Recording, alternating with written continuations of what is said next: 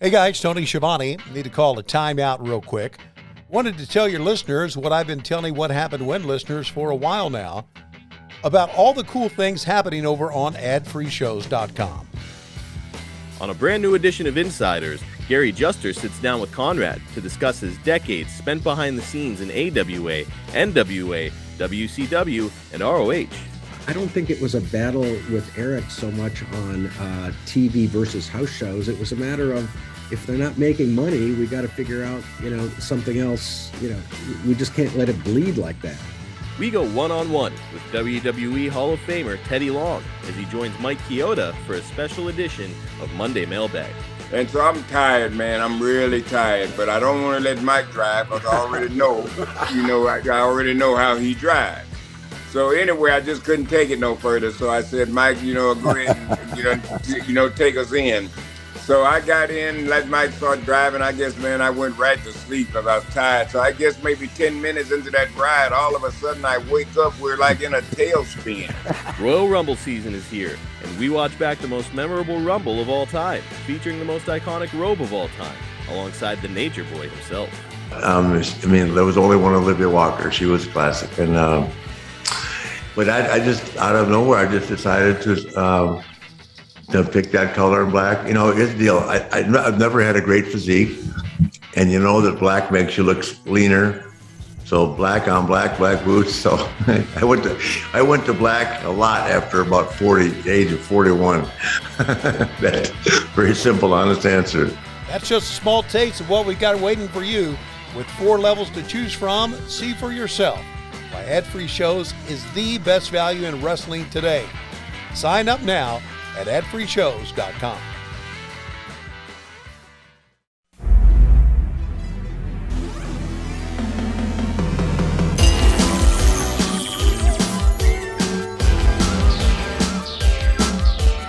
The recognized symbol of excellence in sports entertainment.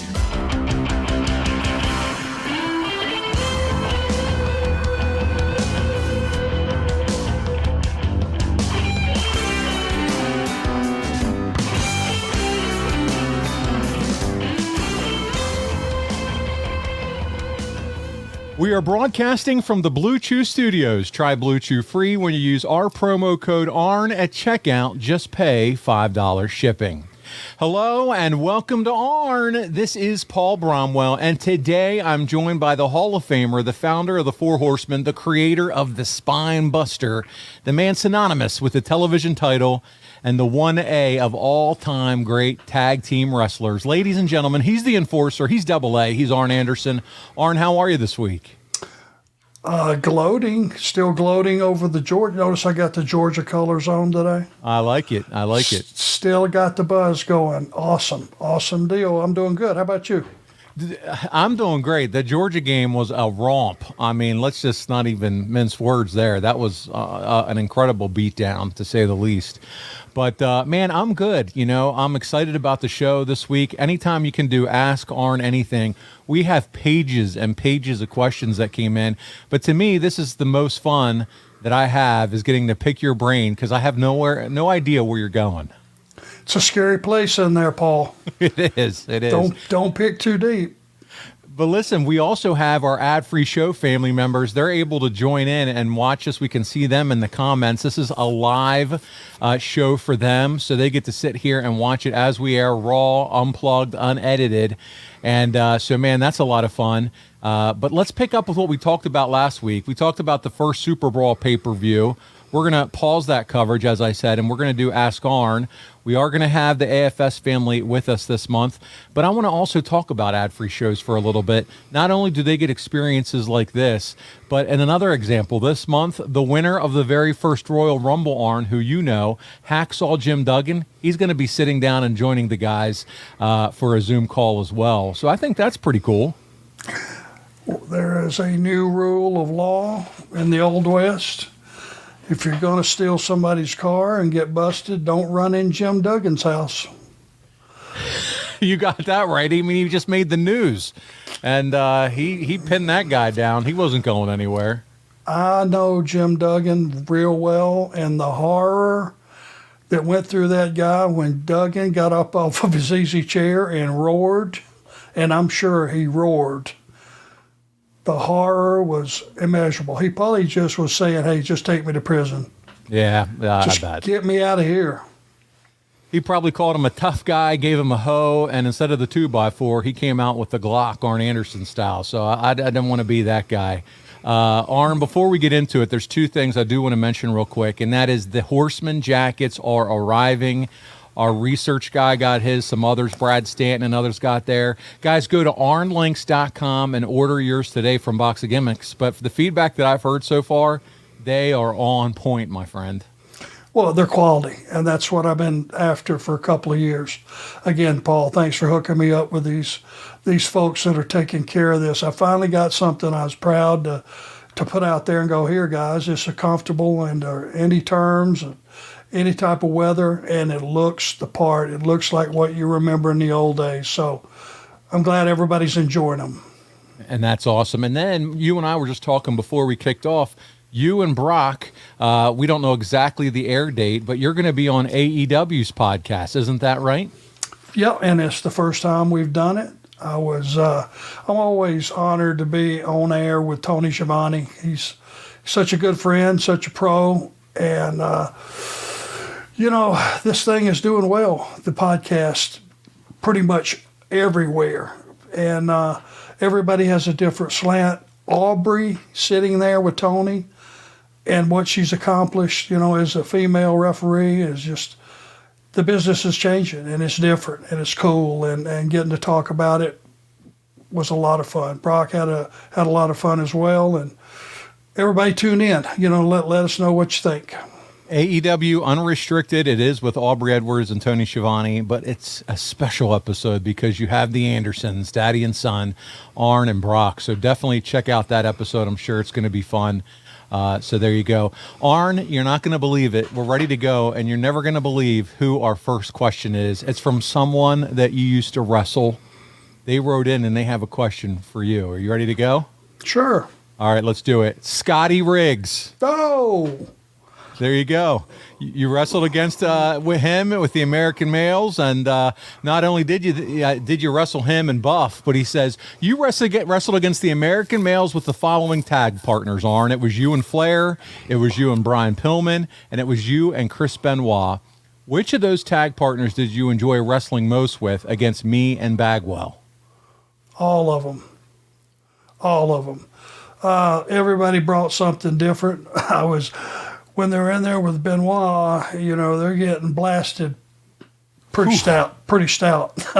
I was glad I was a partner, and I was glad I was on the apron. Scotty knows what I'm talking about. They were, him and Buff were really just a good looking, for that time, babyface team when it was still, it was before the days of you saw two guys that looked that good, where their gear looked good, they were tanned, handsome, good head of hair, and you looked at them and went, oh. It was acceptable, and the fans liked it, and the kids liked them, and the girls loved them, and it was one of those things that you just when you saw your name against them, written on the wall, you went, not off. Yeah, they're that good, talented, athletic. They had the bodies, all of it, man. They weren't missing nothing. And besides that, sweetheart of a guy, just Scotty, was so respectful, so wanted to learn, worked so hard, no issues, great businessman. It was a pleasure to have him in your company. That's awesome, because his follow-up question was, what did you think of the American Males as a team? We were cheesy as all get out, and we know, Arn, you hate cheese. Yeah. I mean, it was one of those things where if you hated it, if I tell the truth, it was because somewhere deep in my subliminal mind, I looked in the mirror and looked at my head, and then I looked at those guys and went, sons of bitches, look great. But, it was a different time, a different era. I don't know if you could pull that off, because we have some pretty bloodthirsty fans out there these days. Absolutely. Listen, Scotty, sending questions whenever. He had wrote in for the last Ask Arn Anything, but Arn, we had so many questions, we didn't get to it. So thank you for hanging in there, Scotty. And write in again. I love the fact he says he listens all the time. He loves listening to you and your show, Arn. So how cool is that? Well, Scotty, you were there for a lot of it. If I screw anything up or don't remember something properly, straighten me out. Let us know. Stay in touch. There you go. Let's move on to Rajiv. He's up next. My buddy Rajiv, he says, I once asked you on an AFS Zoom about when you knew Mrs. Lundy was the one for you, and you told a great story about meeting her. Can you share that story once again, please, for everyone? Sure. Short term. Scott Armstrong and I actually had a day off, and the Pensacola State Fair was in town. It was that period of time, and I love the fair. So we were off on Wednesdays working for Pensacola territory, and so we went to the fair, and we come upon a gaggle of young ladies, and they were all dressed up goofy. It was like an initiation for something. They had goofy paint, not, just wearing goofy clothes, There was a group of them, so we stopped, and Scotty had met Aaron some point prior to this, maybe once or so somewhere or something. And it could have even been at the matches because Aaron's mom was a big wrestling fan, and she'd like to go down to the live matches occasionally in Pensacola, and that's probably where he met her. So he introduced me all around, and there was just something. I mean, you could see through the shitty clothes. You could see through the makeup, the goofy makeup, and this was all meant to look goofy. Yeah. And there was just something, and I went, well, we went on about our business, and might have been a week, might have been 2 weeks, or could have even been a month. Could have been longer than that. I was at the curtain watching one of the earlier matches, and brother, this bubble butt and white pants, white Levi's, walked by, and man, it's like somebody punched me in the solar plexus that week. Jesus. And then I went and got Scotty. I said, hey, is that who I think it is? That the girl we met a couple weeks ago, a month ago, whatever? Yep. So she had been going to get something to drink, concession stand, and when she came back by, called her over. And brother, when I saw her up close, fixed up, she was drop dead gorgeous, man. I ain't kidding you. It was, love at first sight's too cliche to even get it started. It was just one of those things that she was the prettiest thing I'd ever seen. And so we talked, and she let me have her number, and called her, and spent about the next month going over and sitting on the couch at her house and watching TV with her and Mom. Mm. Her mom was not going to allow me, as well as her brother, her older brother, to leave the house with her until they had a little further investigation. Being a wrestler, I'm sure, did not help. But Mom was a fan of wrestling, right? Mom was that was my angle to get in. And brother, I put on all the proper airs, and was a gentleman, and won Mom over, and went to a movie date, and eventually, and it just, I never let go. And you've made sure she's owned a pair of white pants ever since, is what you're trying to say. Well, it was, one of my favorites, and she had that big 80s head full of hair. And oh, yeah. Just gorgeous, man. Damn. I love it. That's a great story, Arn. Thank you for sharing. And it's always fun to hear how someone met their significant other. So I love to hear that story. Putting on, as Eddie Prather says in the chat, the Anderson charm.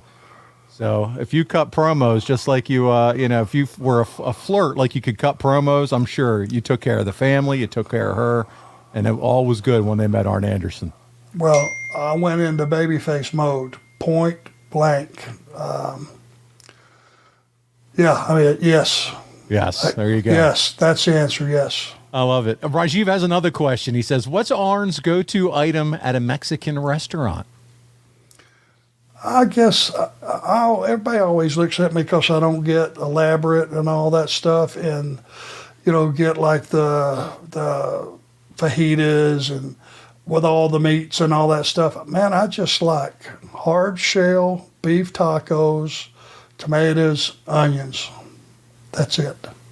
Hard shell beef, tomato, onions, no salsa, no cheese. Of course, no cheese.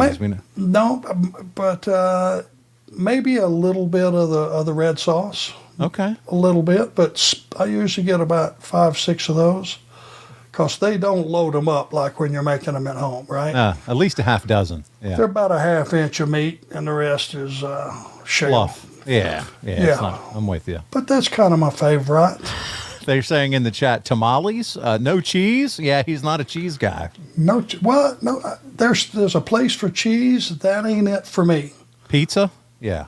Yeah. Well, you gotta have cheese on the pizza, right? There you go. All right. Thunderballs is up next, and he says, who was a better horseman, Jeff Jarrett or Paul Roma? They're at a tie for last place. That's awesome. Last place tie, Roma and Jarrett. And hey, in all reality, let me pretty much say like it was. Those guys didn't no more want to be part of that than the man in the moon. It was just something that came from the office. It wasn't them knocking the door down saying, I want to be part of that. At that point in time, the Horseman thing had been watered down so much. I almost think, can you blame them? Wasn't what it was. Right. Was there true passion? Did they fit the mold? Or like you said, it was just an office call. Hey, we need a guy, looks good, maybe can talk. Let's plug these guys in. Well, not that they didn't, and there was a story with the Jarrett thing. Obviously, it was him and Rick. And when you got a storyline, it's one of those things that you try to stick to the storyline. It's and conduct yourself properly when you have matches and promos and all that. Paul had come down from WWF, and hey, he worked hard, he had skills and all that stuff. There was just something that it just wasn't perfect for him. It was a much better fit for him and Orndorff. Let me say, they made a great team. Similar cachet in the ring, similar style, great bodies, So that was a perfect fit, and it was right there, and somebody went, hey, let's do the two Pauls, and that was much better. I just want to put over our ad-free show guys and gals that are here in the chat, because they are probably the most astute fans of the wrestling business. I mean, they're in the chat right now. Roma's best run was with Mr. Wonderful, Eddie Prather. I mean, these guys are all over. Remember the Terry Weaver, the fist pump thing that Paul did? Remember that, Andrew? I mean, they're all over it. These guys remember it better than we do. Than me. Yeah. It's incredible. And Mark Cyrus says Roma, Arn, and Rick were just the horsemen. There was 3, not 4. Therefore, he wasn't really a horseman. So there you go. A lot of comments coming in. Let's move on. And let me just say this. Sorry to interrupt. Add this to it. I was not a babyface, and that's the way we were being used. Yeah. I was the worst of all time. Got no skills, babyface skills whatsoever. So let's put some of the blame on me. Okay. Alex is up next, and he wants to know who your greatest mentors and teachers in the business were. Ted DiBiase, Sr., was my first real mentor that was a top guy that took the time to correct the stuff that I was doing wrong and probably the few things that I was doing right. And that was when I was in Louisiana. I very first started in the business. I was maybe a month and a half in when I went to Louisiana. And those days for a top guy to go out and watch the opening match, because the opening match in those days was an opening match. It was your underneath guys that were there just to stay in the ring for 15 minutes and have a wrestling match. No punching, no kicking.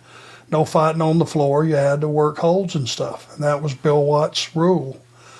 So Teddy would actually come to the curtain, and he actually let me, travel with him after that, and a few times. And man, when you're starting in the business and you're sitting there, and he would make me drive. He didn't have to work hard to make me drive. He had a freaking black Trans Am, Smokey and the Bandit. Love it. When you're riding down the road driving Ted DiBiase around in a damn Trans Am, I was in high cotton, brother. Didn't suck. I'll tell you what, man, that's a fun fact. That's one that, to me, that's one of my dream cars. That 77 Pontiac Trans Am, like Burt Reynolds had, man. Love that car. Hell yes. Alex has more questions. He says, what wrestlers did you grow up watching and loving? Dick Slater, Bob Orton are the ones that pushed me over the edge because they were so good together. Gary Hart was their manager.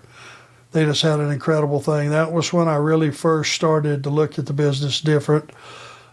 Well, wait a minute now. The good guys are okay. They're dominating part of the match, but man, the bad guys are the ones creating all the excitement. And it just had me look at the business differently. Really a lot of respect for both of those guys. That would probably be the two main ones that, I just loved the wrestling show. I liked all parts of it. But those two are the ones that really grabbed me. Another fun question coming in here from Frank Falls, and he says, who is someone who really loved the business but lacks star power that you would have loved to see have their day in the sun? Brad Armstrong. From a skills point of view and a good looking, like a good athletic look. He wasn't a big gassed up guy, but he was a combination of in shape, smooth, moved around that ring like a gazelle, skills, talent, selling, everything.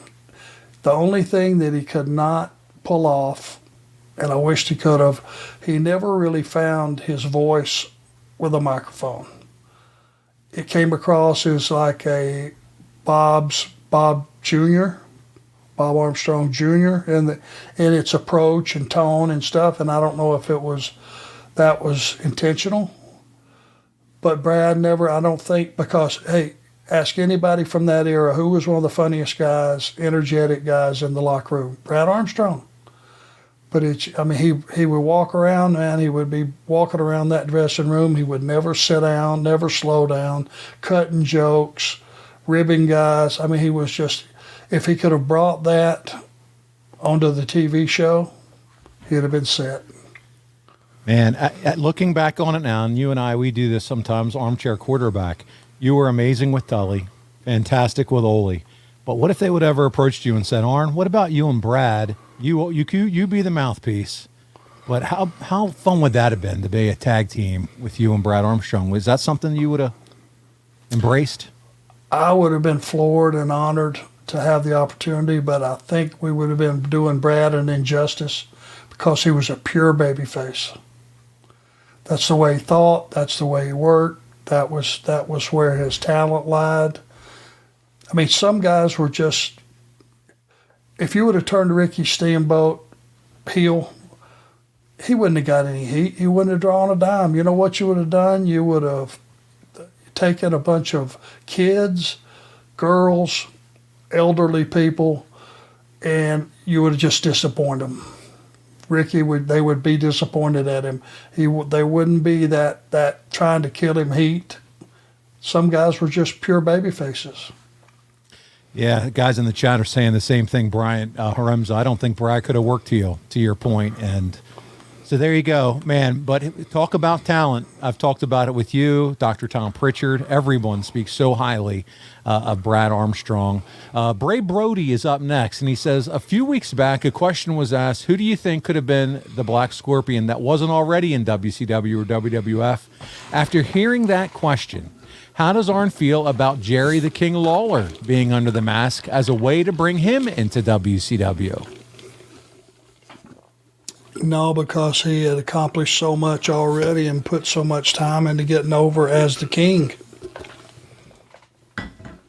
So in your mind, that just does not make sense as far as to be Sting's adversary. If you would have taken a guy, just a top guy that was more of a bumping, feeding heel, that right away when you look at him in that outfit, you go, well, I know who that is. And you might not be able to pick him out right away, but I got a feeling Jerry Lawler, just because his style was so definitive, you could pick out the punches. I mean, you would know the first time he threw a punch, that's Jerry Lawler. Because other guys have great punches, but they don't look like his. The body type, all those things. I would have been able to spot that. I think. Yeah. Kurt Hennig would have been able to dial it down, and been that guy that when he pulled off the hood, you would have went, oh, shoot, I didn't see that coming. Let's make this a little interactive. We have some people here in the chat, and while I continue to ask questions, I want to hear from our ad-free shows family. Who would you guys think make the perfect Black Scorpion? Throw your responses in the comments if you have any, and I'll dig into those in a minute. I want to pause this episode of Arn to make you aware of something that Arn and I are really big fans of, and that's Jimmy's Famous Seafood. If you've not eaten there, then you don't know what you're missing. Check it out, jimmysfamousseafood.com. They ship food nationwide, and right now we have an offer for you. Free 2-day nationwide shipping on orders over $125. Now, that excludes steamed crabs and some fresh items, but $125. They have items like crab cakes, soups, chowders, oysters, signature steaks. I'm telling you, their crab cake egg rolls are to die for. I get it every time I go. When you use promo code ARN, just those 3 letters at checkout, you're going to be able to take advantage of that free 2-day nationwide shipping. They have several packages that make great holiday gifts, such as the famous gift box. That includes 4 of the world's best colossal Maryland crab cakes, 2 different crab soups, crab dip, seafood seasoning, and their signature base sauce. Or there's the tailgate bundle. 2 pounds of wings, a full rack of ribs, a pint of crab dip, and crab cake mix. Or you can create your own package, and boy, do they have options. They've been in business over 40 years. They've been featured in diners, drive-ins, and dives, and Bobby Flay, and so much more. So check it out, jimmysfamousseafood.com. Use promo code ARN, and you'll get that free 2-day nationwide shipping. Again, it's going to arrive so quick, fresh, ice cold, and you're going to be the hit of your next gathering. Take advantage of this offer right now. jimmysfamousseafood.com, promo code ARN. We're going to move on to Philip Lane, and he says, if not a professional wrestler, what profession would you have chosen? Me? Yeah. There was, I had one. I was a meat cutter, which in the little town I came from, Rome, Georgia, I was assistant market manager at Warehouse Groceries for about 3 years, I think it was. And for that little town where there wasn't a lot of big industry, it was a good job. And I could have grown into market manager, which, and that would have turned into a career. A lot of guys had really good careers in that job. It just so happened, though, that I didn't want to be meat cutter. I didn't want to be a market manager, assistant market manager. I wanted to be a wrestler, so I didn't have a big plan. From the first time Ted Allen agreed to meet me at the ring and train me, I never looked back. I never thought about, well, if this don't work out, what am I going to do? That thought never crossed my mind. What did was I knew what I already knew. I could do that. I can do this business. I mean, I was arm dragging the neighborhood boys, out in the field and stuff, and not a bad one. Yeah. There was just some stuff I could do day one, and not patting myself on the shoulder. It's just something that I studied, and I would look and see what I was seeing, and other than just watching the screen, it was like, okay, how did he do that? Where was his footwork? How did he pop? When did he pop his hips? What are the technical things that I'm looking at? And I guess it was unusual to be watching it like that, but I was already breaking it down before I ever got into business. So you had that singular focus. You knew what you wanted to do, and there was nothing else clouding your vision, buddy. There was no B plan. There you go. Samuel Love's up next. We're getting some responses here, and it's fun to see some of these names. I'll share them with you here in a minute on the Black Scorpion. But he wants to know, the year 1991 for WCW has always interested me more than any other year in the company, having lived it. Where does 1991 rank for you in terms of the years in WCW that you look back on with fondness or resentment? Late 1990, early 91 was some of your best work on the mic and in the ring, in my opinion. Keep up the great work with the podcast. Thank you, Samuel. So he wants to know, having lived it, where does it rank for you in terms of your years in WCW, that 90-91? Well, thank you for the kind words, Samuel. It was fantastic because you got to remember, I had just got back from 24 days a month on the road. WWF, 24 days a month, every month. And I mean, flying from here to there, to here, to there, to there, to there. There was no rhyme or reason to the travel. Besides the fact that WCW was based in Atlanta, which was, I grew up around there. It was a short drive, 4 hours to drive it from Charlotte. I went from 24 days a month to 8 days a month at the most. Some months, 6 days. All we were doing was TV, no house shows in those days. Guaranteed contract, rain or shine. If you didn't work one day, every 2 weeks, check was there. Your wife could plan a life, could plan a budget. If you had a 3-year contract, for 3 years, you're going to get every nickel of your money, no argument there. And the fact that you're on that television, the reason people still recognize me today, it's from then, being on that TV. That was a strong television, 6 to 8 on Saturday. My God, if you're going out, you're still home getting ready. And if you're going to stay home, you're still home. That show got some really high ratings, I'm sure. Arn, you talk about that name recognition and people recognizing you. Talk about Charlotte or Atlanta, just going out places to eat and stuff like that. I mean, were there restaurants saying, buddy, you're not paying here. We're glad to have you. Was it that kind of situation for you? That happened, You didn't have to wait. You walked in, and there was a bunch of people in line that had reservation, and we got some heat off of it occasionally. But if you had your family and you just walked in, I mean, we wouldn't go up and ask to be put at a table, but you just kind of, when you walked in, there was a little bit of buzz because, especially in Charlotte, you were like the home team. We didn't have the Hornets, didn't have the Panthers. You didn't have those pro teams yet. The wrestlers was their pro team. And you would walk in and you was like, you're an NFL player walking Rock in. stars. Yeah, absolutely. And you would be seen around town, and different guys worked out at different gyms, and guys were buying homes in nice neighborhoods, and, that word, oh, hey, wrestler moved in the neighborhood. Oh, yeah, who is it?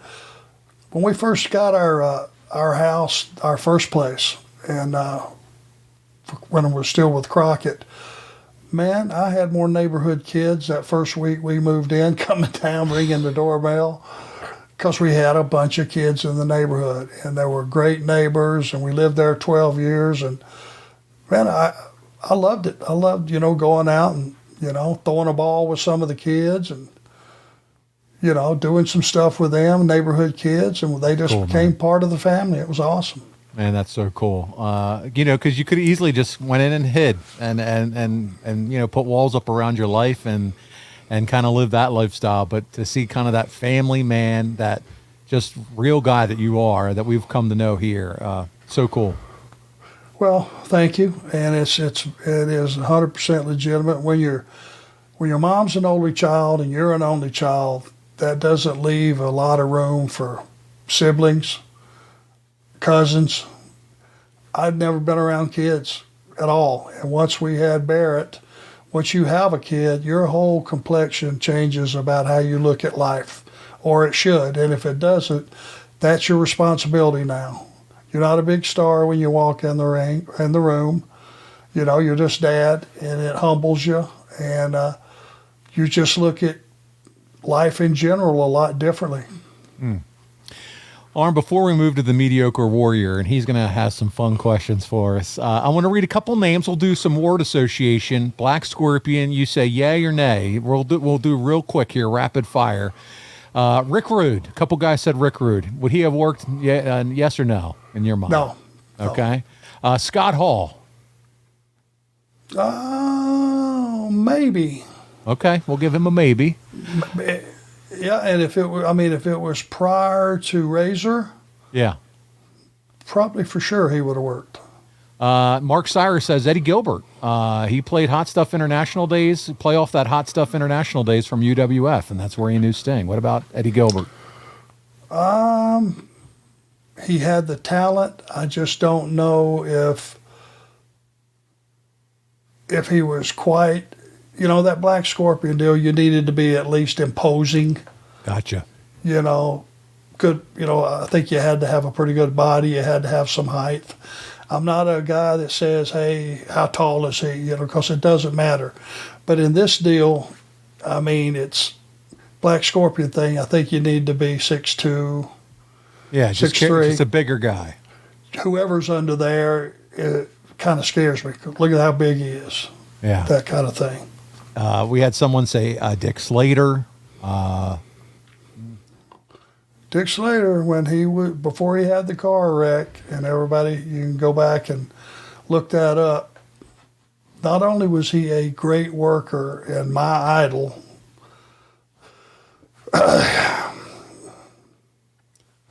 brother, he would knock your head off. He was a tough son of a bitch. Nobody messed with Dick Slater. I'm talking about the boys. I believe it. They didn't call him Dirty Dick Slater for no reason. He's a tough son of a bitch. What about Paul Orndorff? Brian Haremza. Paul Orndorff. That's a good fit. Yes, absolutely. And another tough son of a bitch and great worker. Somebody chimed in with Muda, Terry Weaver.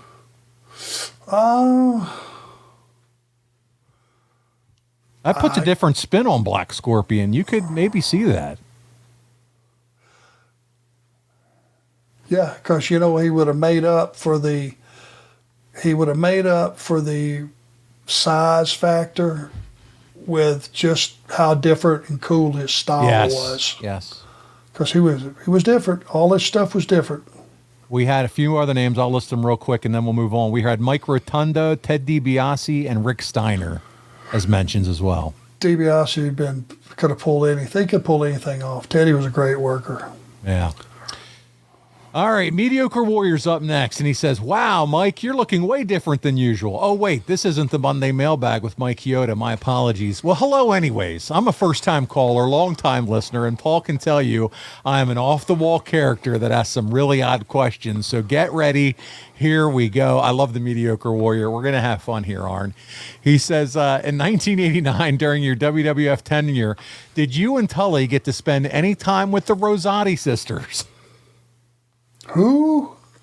The Rosati sisters. They were famed from the TNT shows with Vince McMahon, and they were bigger girls. Heenan's girls yes. on the show, right? Yes. I'm not sure that. I heard they were big fans of the boys, like to take care of them. You heard what? They were. I heard what? they like to take care of the boys. The Rosati sisters. I never. I mean, I know who they were, but no. You're not admitting a damn thing. You're not. Yeah. No, I mean, what would it have been? Well, they like to feed the boys, drive them around, do stuff like that. We always had our own rental car, and we always had Haku. I never could, I always like to be captain of my own ship, and being a rental car is. You want to have it in your name. You want to have the keys in your pocket so that when you're ready to go, you don't have to ask anybody anything. So captain of your own ship means the Rosati sisters weren't captain in your ship. They wouldn't have made it. No. All right. Well, don't worry. That was great. That was great if they picked up the guys and drove them and saved guys some money. Yeah, sure. And don't worry, we're not going to transition into an awkward Blue Chew commercial yet. We'll keep going. He has more questions. He says, also, is it true the real reason you and Tully gave notice is because you really wanted to go back to WCW to work a long program with the Ding Dongs? You know what? Oh, man. I would have did a 2 out of 3 falls every TV show for a month to get to go back to WCW. With the Ding Dongs, you would have worked a year-long program. 2 out of 3 falls every week. Been just fine. That tells you where Arn Anderson was at that point in his life, if nothing else. Mentally, physically, everything, I was completely drained. So in those days and times, and that was a hard place to work, man. It sounds like it, man. You hear about guys, smoking dope and drinking, taking pills and shit. Some of that stuff, I never was a pill head because I had no tolerance for any of that stuff. I bet I could take a 5 milligram Valium and sleep 2 days. I just didn't have a threshold for it. So I didn't take it, but I could see why guys had to do some stuff to because the thing was, here's one of those things that you may not think it's a big deal, but try it for 3 months. When you're on towards the end of the show, especially if you're on last, and you got to go back to the hotel, even if you're staying in that town, you're not going to get back to your hotel till probably 12:30. Every morning we had a 6 a.m. flight. That's a 4 o'clock wake up. If you stay at the airport and around that area, that's do the math. If you're in your room at 12:30, you're probably 1:30 getting to sleep. Up at 3:30. That 4 sounds o'clock. awful. 4 o'clock, because you had to be there at 5:15 for a 6 o'clock flight, because all the guys were checking in. You had to go through security. Man, it was a hard life, and I'm not kidding you. So if you had to do whatever, suck down a 6-pack, burn a doobie, take a pill, whatever it was, you were trying to crowd in and get that 2.5, 3 hours of sleep. And day after day, when you'd be out on a 12-day run, my friend, it would wear you out, beat you up. Sounds miserable, dude. It was miserable. It was miserable. And if you were on top making $600,000 a year, $700,000, $1 million a year, you could do some things to make your life a little easier. You could charter a plane if you wanted to. We weren't making that kind of money. We were the rent-a-car guys driving to every town and 2 to a room and all the things you had to do to send your money home. Mm. Bring on the Malkies, bring on the Ding Dongs, bring them all on. Arn wanted out is the bottom line. Bet your ass. Josh Clemens is up next, and he says, as a former meat cutter, what cut of meat do you think is underrated and which one is overrated? I'm not so much a filet guy as I am a bone-in ribeye guy. It's just the flavor of a ribeye is just, I prefer it, and I think it's underrated. And for some reason, the bone, if you leave the bone in it, some of that juice cooks out into the meat. I like it. All right, so overrated, maybe a little bit of the filet in Arn's opinion. Underrated is definitely that ribeye. There you go. I'm like you, Paul. I'll just put it to you this way: a 9-ounce filet, when it is a true filet and a good cut of meat, it just melts in your mouth. But me and you need more than 9.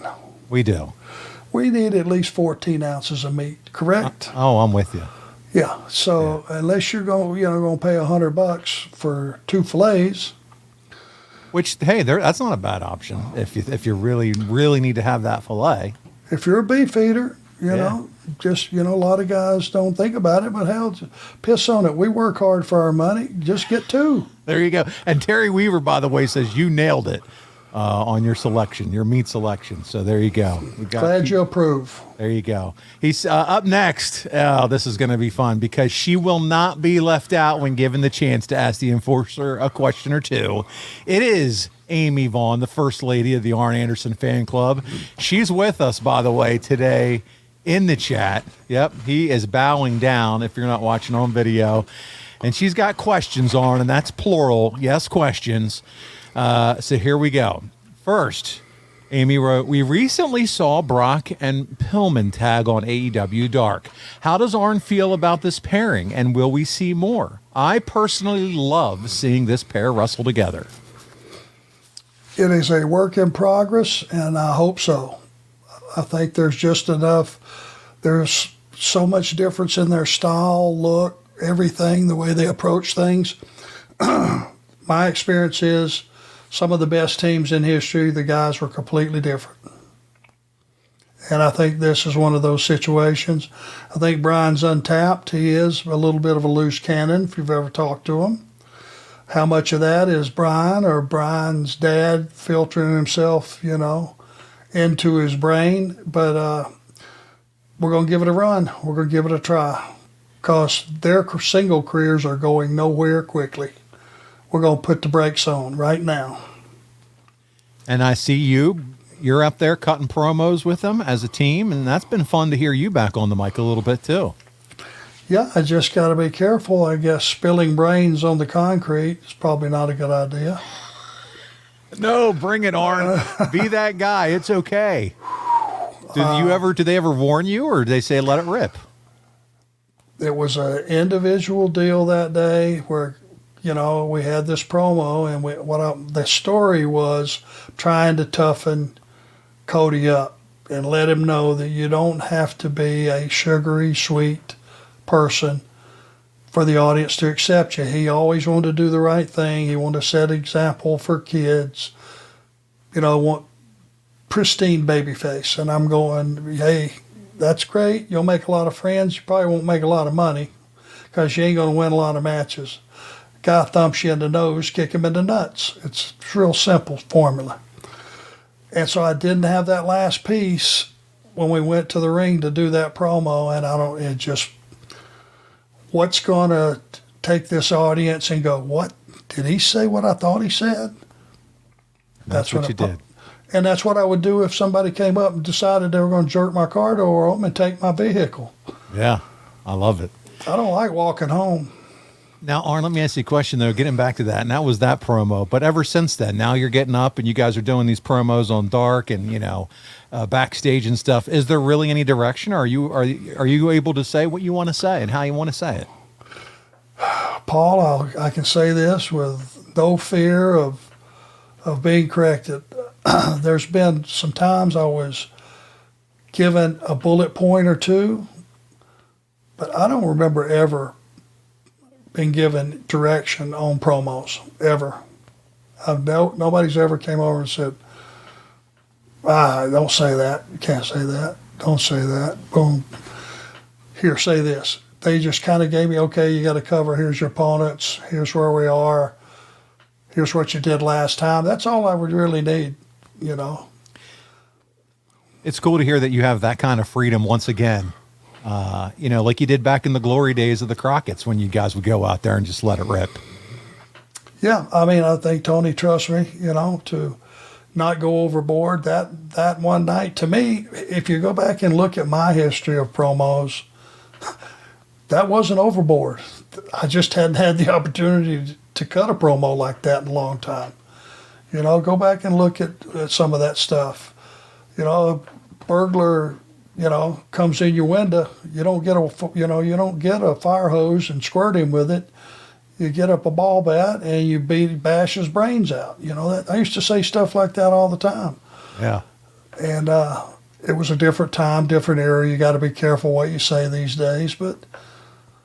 Yeah, make sure it's not too hard of a baseball bat. We don't want to hurt people. Yeah. Hey, no, you let it rip, Arn. That's what we love, and we're enjoying it. And, man, listen, Amy has question number 2 because she's got a list here. How does one get nominated for the Art Abrams Lifetime Achievement Luthez Award like you did in 2016? I want to say their committee that's in charge of the Cauliflower Alley Club. Yeah, yep, that's it. Yeah, that's. I think they make that choice. What was so weird was they gave me that one, and on the same show, Michael Hayes got the Shooter Award, Luthez Award, right? Yeah. How and Michael Hayes has never leg dived anybody in his life. He would moonwalk across the ring, and when you would try to catch up to him, he'd jab you in the nose. Right. Wrestling is probably not his long suit. Yeah, his strength. Right. Yeah. So good storytelling, but wrestling, come on. Well, and I looked at, what was my award? What was the actual, what it was? It was the Art Abrams Lifetime Achievement Award. It was a lifetime achievement for everything you've accomplished in the business. I think I said, how they could be giving me this award when I haven't won a match, lifetime achievement. I'm old for everything. And Michael Hayes, you're giving him an award for being a shooter. Something badly wrong. And I think this is what I said at the ceremony, which got a pop. So I still don't know how it happened. There you go. Final question from Amy. She wants to know what you and Brock are up to for the next couple of months and where your fans might be able to see you guys pop up next for a convention or meet and greet. Let me change that question. She wants to know where you're going to be at for the next couple of months and where your fans, scratch that, Amy might be able to see you guys pop up next for a convention or meet and greet. Okay, well, Amy, you're always welcome. Wherever we are, you can come. Now, San Antonio is coming up end of the month, which is the one that's running opposite the Royal Rumble, right? That's right. This show will go to the main feed on Saturday the 28th, and that's the Saturday of Royal Rumble. So you will have been in San Antonio this weekend. If you can get down there, guys, 10 to 2, I believe it is, you're going to have a ton of talent there signing autographs, and I'm almost positive I saw this. It's free admission. Oh, nice. Which I've never heard of, so giving something back to the fans. I think it's going to be held at the Marriott down at the downtown at the, River something, Riverwalk? River, yeah, the Riverwalk down there. Yeah, it's going to be a hell of a show. So if you can get there, come on down, be there. We're going to be there. I'm going to be there. Brock's not. It's because they're doing Dark in Orlando that same day. But I'm going to be there, and we'll look forward to it. That's the next thing we got coming up. Yeah, and we're making sure, Arn, you have a couple of those brand new Horseman hats with you as well while you're there, so you can sell some of those at the table. So we're excited about that. Yeah, I'll be glad to get some out. And hey, word of mouth is everything, guys. If you like the jackets, I have raised holy hell to get hats for I can't tell you how long, because I know men, or even women for that matter, half the time Erin's walking around with a hat on her head. A lot of people wear hats, and that Horseman hat looks incredible because of the quality work that's put into it. So I want to make them available. I want to make sure there's some in the signings and let people look at them because they're first class. It's top shelf stuff. Well, listen, Arn, we love the First Lady of the Arn Anderson fan club around here. And men, we at the Arn Show know how important it is for all of us to keep our First Ladies satisfied. Oh. So from talking about our most loyal fan, we now turn to our most loyal sponsor, the only enhancement you need for your gimmick. The people behind Satisfied First Ladies and probably men everywhere, our friends at Blue Chew. Isn't that right, Arn? Yep. That's all he's got. I love it. Listen, Blue Chew is an online prescription service. There are no visits to the doctor's office, no awkward conversations, no waiting in line at the pharmacy. That's right, Eddie Prather. You too can pitch a tent right now. It ships right to your door in a discreet package. The process is simple. You can sign up at BlueChew.com, consult with one of their licensed medical providers, and once you're approved, you'll receive your prescription within days. The best part? All done online. No weird doctor's office visits where you don't want to look at your doctor eye to eye. And if you don't like swallowing pills, no problem here, guys. Blue Chew's tablets are chewable, just like those tablets you chewed up when you were a kid. There are all kinds of reasons guys aren't able to perform. Maybe it's your age. Maybe you have a medical condition. Maybe it's just stress and anxiety. Oh my God, I can't believe I'm going to get laid. Listen, we've all had performance anxiety issues at one point or another. But listen, Blue Chew is here for you. BlueChew.com can make sure you're able to perform at the best every time you get the opportunity to have fun. And here is the deal for you. Try Blue Chew free when you use our promo code ARN at checkout. Just pay $5 shipping. That's BlueChew.com.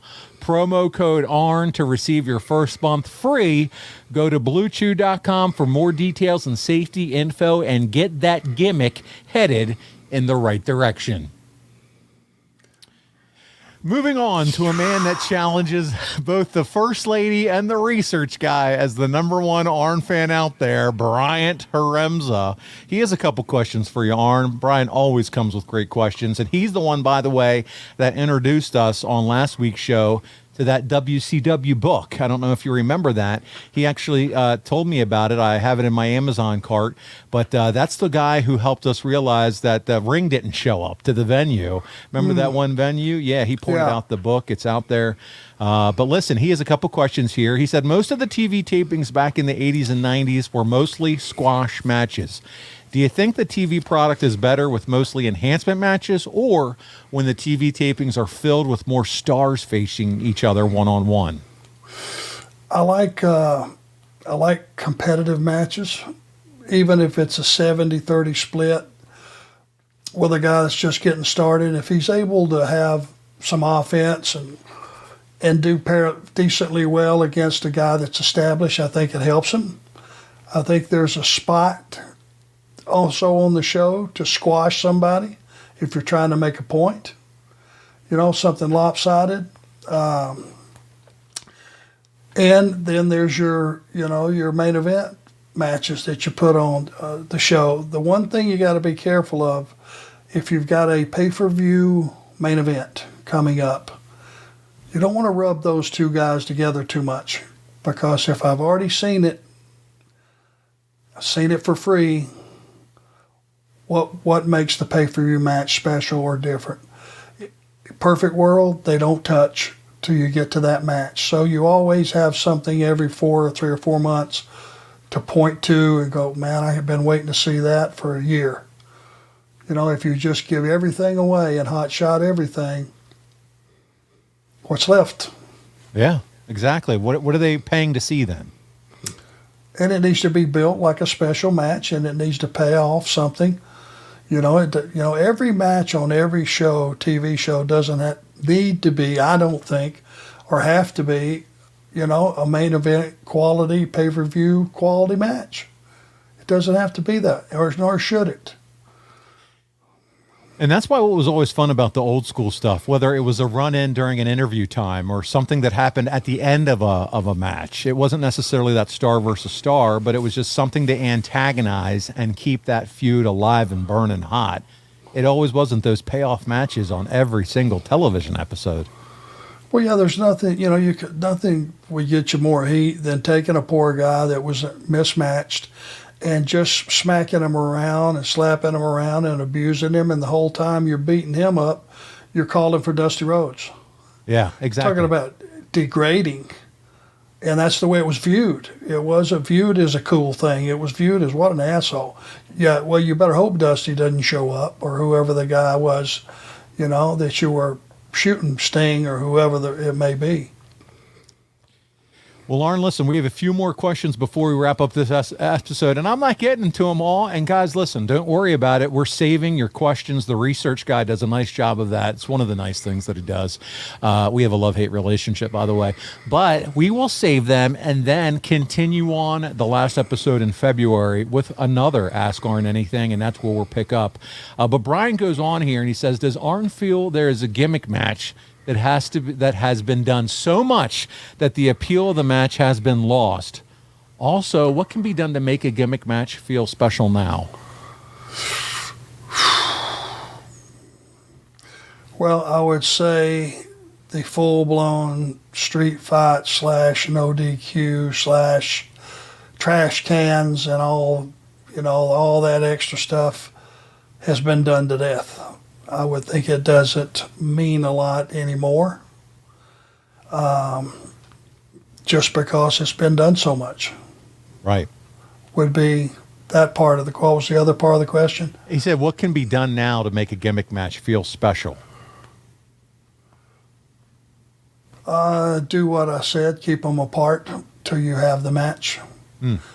You can have them, split screen, as you and I are.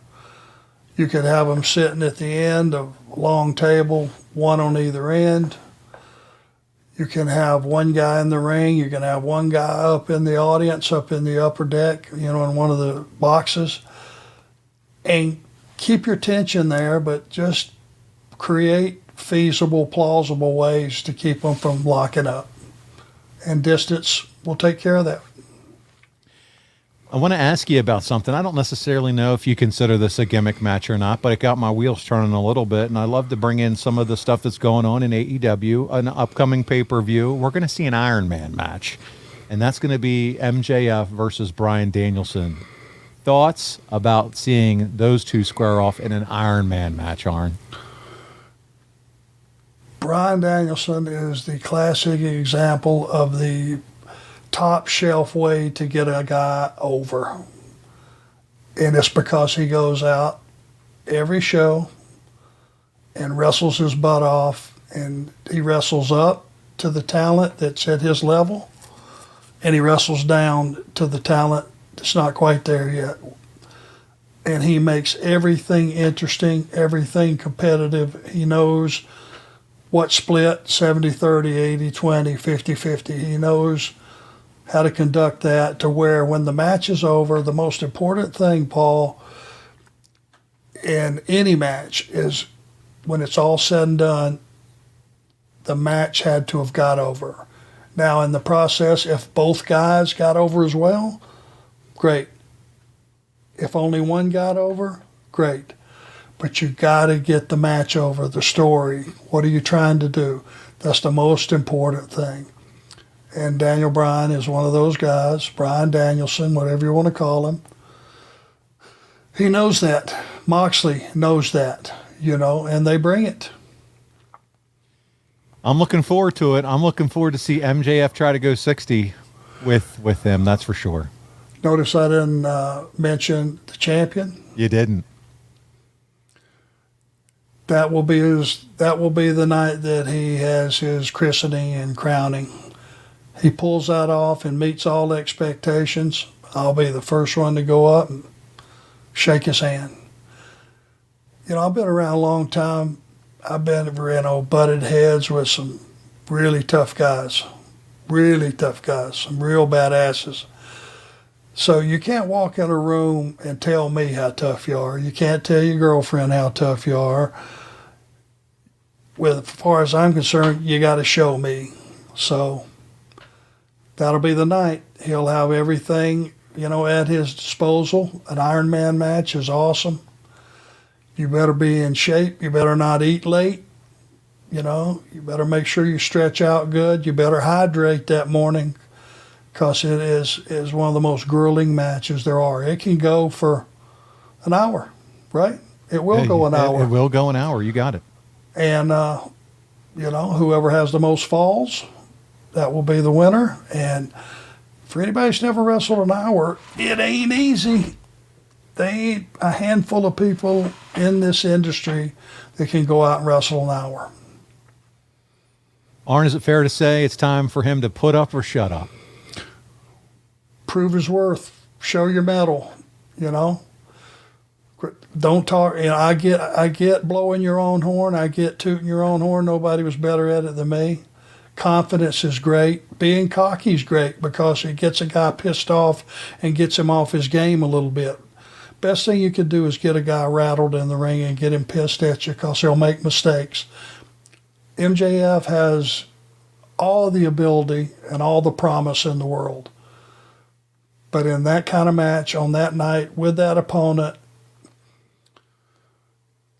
no better choice of that to let me know exactly where you are in the business. Well said. Arn, we're going to wrap it up with a final question, and then we'll, like I said, save the rest for next month. Brian Fuller, and what a way to wrap it up.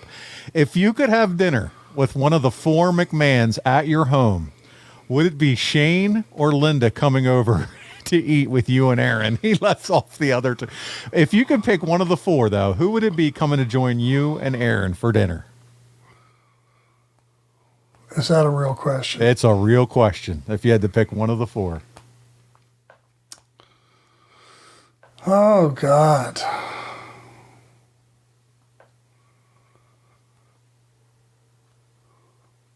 I think I'm going to have to pass. And there you go. That's how we will wrap up this edition of Ask Arn Almost Anything. That was funny. Listen, we're going to do this once a month, guys and gals, and this gives you the control of the show, and you get to know Arn in a completely different way than us just going through his history in the business. And this is what we love. This is what we enjoy, is doing that. Make sure, as he mentioned a few times throughout the show, you're checking out this awesome new merchandise that we have available at the Arn Show. You can go to arnlinks.com and order yours today from Box of Gimmicks.